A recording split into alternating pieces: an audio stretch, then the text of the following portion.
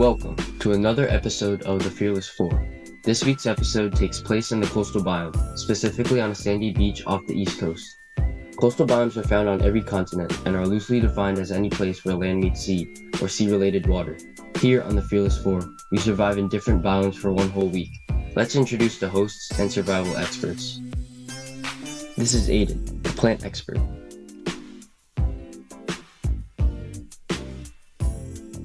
This is Arjun, the survival and hunting expert. This is Ethan, the climate and shelter expert. Finally, we have Eden, the animal expert.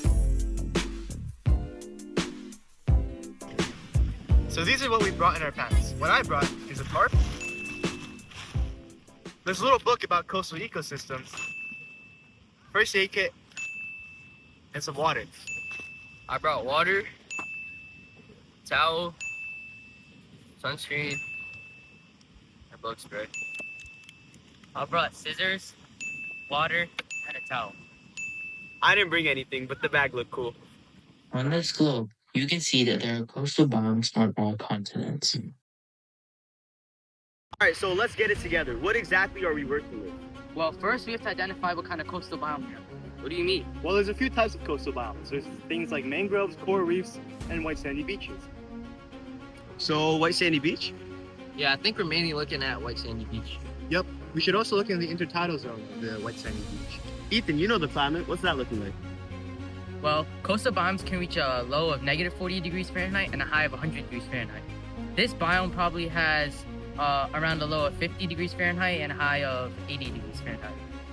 It's pretty windy today. I guess that contributes to the weather too, right? Yeah, totally. But the water heats up slower than the land. As the sun rises, the difference between the water and land temperature increases. Wait, Ethan, what is a sea breeze?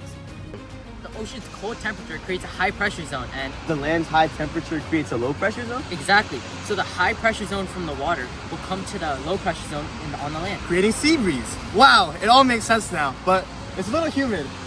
I'm kind of sweating right now. Yeah, humidity is common in coastal areas. This is due to the high amount of water.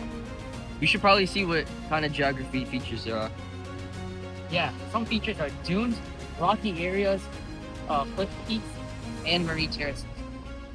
Yeah, over here I see a lot of sand. Yep, some beaches consist of rocks, others consist of sand. Sand is a result of the process of erosion, where wind carries little rocks to make sand. The most common soil, sandy soil, is usually terrible for growing crops. Why? The fine grains of sand prevent aeration and are not permeable to nutrients. This makes it harder for plants to grow. Still, marine plants and terrestrial crops are still able to grow. Alright, this is all good and stuff, but we need somewhere to settle. Yeah, right there. We should build shelter there.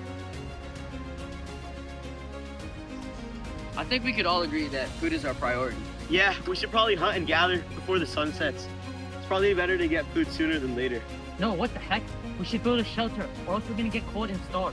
Yeah, I think we should get building materials for a shelter. I'm not even that hungry. Shall we eat and I'll beat your butt? Really? Yeah. Oh my god. Oh. Come on, Arjun, let's go. We could get our own food. Yeah, we don't need Let your them help to build a starve. shelter anyway. Yeah, let's go, Ethan. Alright, Aiden, let's do this. What are we doing? You should know, you're the survival expert. Let's go find some food. Okay. Are there some plants over there? Whoa, good eye. Those are sea rockets and beach peas. Eden and Ethan are missing out. So, I'm hungry now. Can I eat them? Well, actually, sea rockets are healthy to eat. Beach peas, on the other hand, What about them? eating too many can potentially cause paralysis. Yeah, the flora really interests me here. What the heck is flora? I thought you were a survival expert. I am, but that's for like hunting and stuff. Tell me about this flora stuff. I'm gonna go make a spear. Well, flora refers to the plant life in a specific region. Uh-huh. Actually, we should look into seagrasses. Those are the only true plants that permanently reside in the ocean, and they form dense underwater meadows that serve as protection and food to other organisms. Let me guess, like crabs, turtles, fish, etc. Yeah, exactly. So, don't land plants get food from photosynthesis? Do marine plants do that too? Yeah, actually. Algae is a plant-like produce that does go through photosynthesis. Speaking of which, kelp is a genre of algae that grows in cold water. What does that do? Well, kelp can grow over 200 feet in length. This length can be used as shelter for marine wildlife and food for other organisms. Speaking of food, I'm hungry. Let me show you how to catch some fish. Now we cook it. How? Well, first we need to light a fire. I'm thirsty too, but isn't the ocean water dirty? Yeah, that could be filled with all sorts of harmful bacteria. To avoid these, we must make a filtration system. How?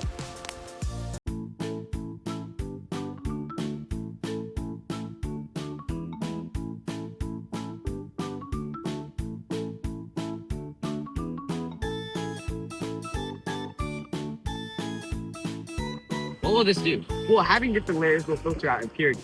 For example, a layer of gravel will filter out things like twigs, whereas a layer of charcoal will filter out smaller impurities like chlorine. Together, they will filter and clean the water for us to drink.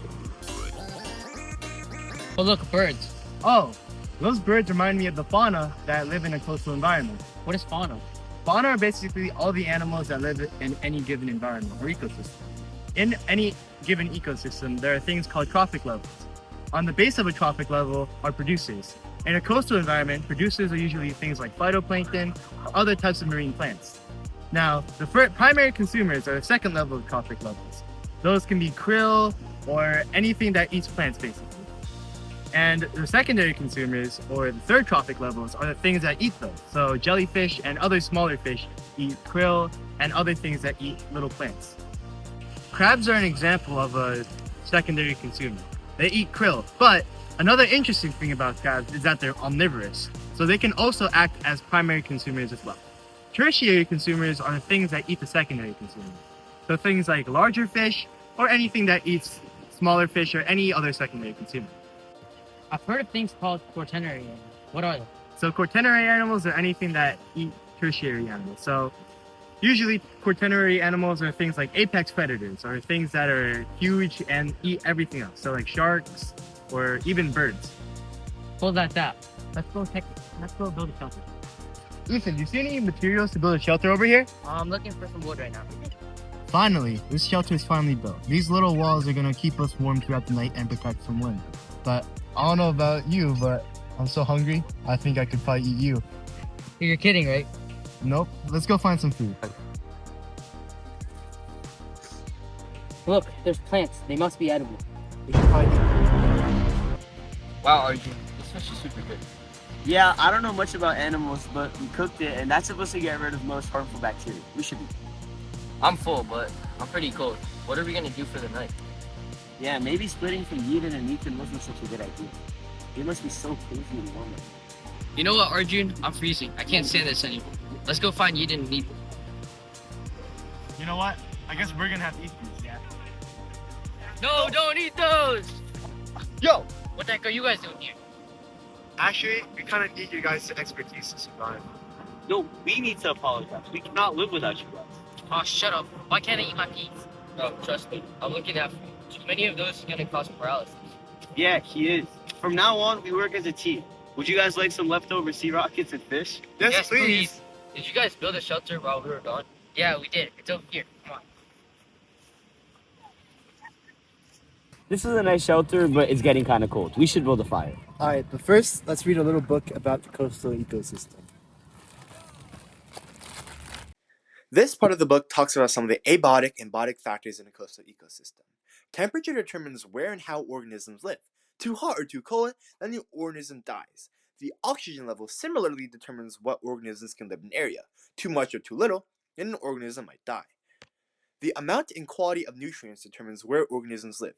Where nutrients are more abundant, the more organisms live there. Solar energy is a big factor in any ecosystem. Solar energy is what allows producers to make food.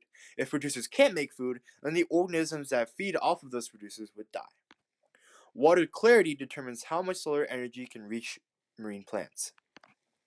Now let's talk about the biotic factors. Marine plants are things like algae and seagrasses which photosynthesize. Nekton are any animals that swim like fish, sharks, and dolphins. Mollusks are soft-bodied invertebrates that might have a hard shell like clams and snails, and crustaceans are animals that have hard armors like lobsters. That concludes this week's episode of The Fearless Four. Stay tuned for next week's crazy episode.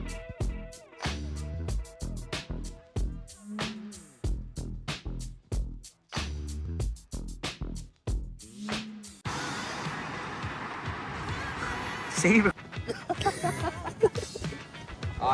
No, it. Yeah, see, it doesn't matter. I can edit out. Aiden's.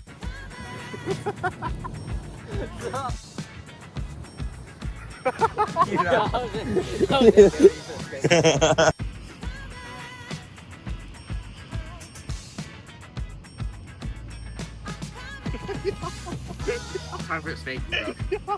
Honestly. Yo, Aiden.